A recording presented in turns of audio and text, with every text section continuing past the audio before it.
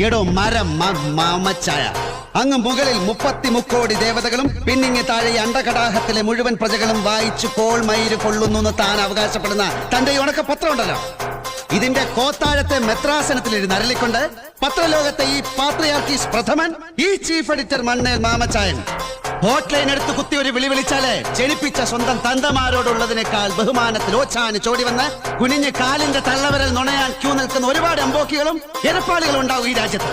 മന്ത്രിമാരും മതനേതാക്കളും ജനപ്രതിനിധികളും സാംസ്കാരിക ഗുണ്ടകളും DGPമാരും IASഉം IFSഉം ചുമക്കുന്ന ടോപ്പ് ബ്രാസ് ബ്യൂറോക്രാറ്റ്സും അടക്കം ഈ എലീറ്റ് സൊസൈറ്റിയിലെ സോ കോൾഡ് ഒരുപാട് ദിവ്യന്മാർ.